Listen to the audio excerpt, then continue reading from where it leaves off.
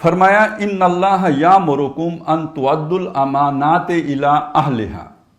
پہلی بات یہ ہے کہ اللہ تعالیٰ یعنی اب مسلمانوں کو کہہ رہے ہیں، مسلمانوں اللہ تعالیٰ تمہیں حکم دیتا ہے کہ امانتیں ان کے اہل لوگوں کے سپرد کرو. اب دیکھیے دو قسم کی امانتیں ہوتی ہیں. ایک امانت ہوتی ہے آپ نے میرے پاس کچھ رقم رکھوائی یا کوئی زیور رکھوا دیا، یہ آپ کی امانت ہے میرے پاس، یہ میں نے اہل کے سپرد کرنی ہے یا جس سے لی ہے اس کے سپرد کرنی ہے، مالک کے سپرد کرنی ہے. یہ تو یہاں اس امانت کا ذکر نہیں ہے، یہاں دوسری امانت کا ذکر ہے جس کو کہتے ہیں اجتماعی ذمہ داریاں.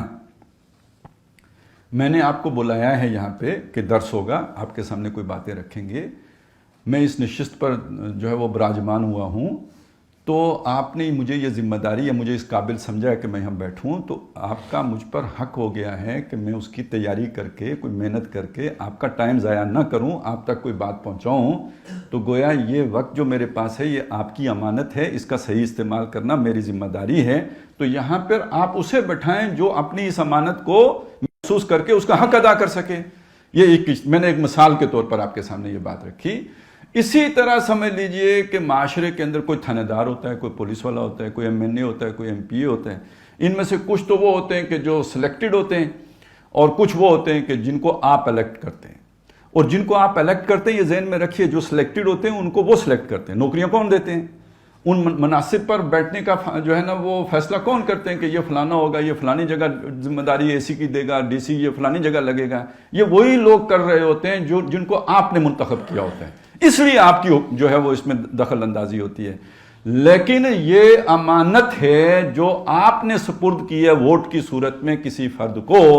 اور یہاں نااہل کا مطلب بہت واضح ہو گیا، جو اس کام کی اہلیت نہ رکھتا ہو، جو اس امانت کا حق نہ ادا کر سکتا ہو، جو اپنی ذمہ داری بالکل غیر جانبدارانہ اور دیانتدارانہ ادا نہ کر سکتا ہو، اس کو اگر آپ اپنی ووٹ دے دیں گے تو آپ نے اپنی اس امانت کو غلط آدمی کے سپرد کر دیا ہے. وہ جو ساری بات میں نے آپ کے سامنے رکھی تھی وہ کیا؟ یہ اللہ تعالی حکمران ہے، اس نے اپنی نیابت آپ کو دے دی. اب ذرا ذمہ داری کا اندازہ لگائیں. آپ نے اپنے اندر سے ایک آدمی کو خلیفہ بنانا ہے، تو یہ جو میں نے تفویض کرنا یا ڈیلیگیٹ کرنے کا لفظ اختیار کیا، اس کو اب یہاں پہ لا کے جوڑیں. اللہ نے اپنا ایک اختیار جزوی آپ کو دے دیا کہ یہ میرے کمانڈمنٹس ہیں، ان کے اندر اندر آپ مشورہ کر کے کام کر سکتے ہو.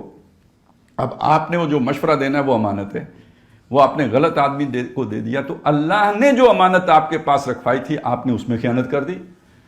تو پہلا حکم یہ ہے کہ ان تؤدوا الامانات الی اہلہا. یہ جتنی بھی ذمہ داریاں ہیں، اب جس کو آپ نے وہ بنا دیا، MNA بنا دیا یا وہ وزیر اعظم بن گیا، اب اس کا کام یہ ہے کہ جو تعیناتیاں کرے اپنی پارٹی کا مفاد دیکھ کر نہ کرے، اپنی ذاتی مفاد دیکھ کر نہ کرے، مجموعی قومی مفاد دیکھ کر وہ تعیناتیاں کرے.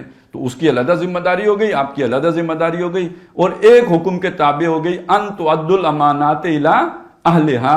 امانتیں ان کے اہل لوگوں کے سپرد کیا کرو. پسند ناپسند نہیں، اپنی پسند ناپسند نہیں، اہلیت دیکھ کر امانت اس کو دیا کرو. پہلی بات یہ آ گئی.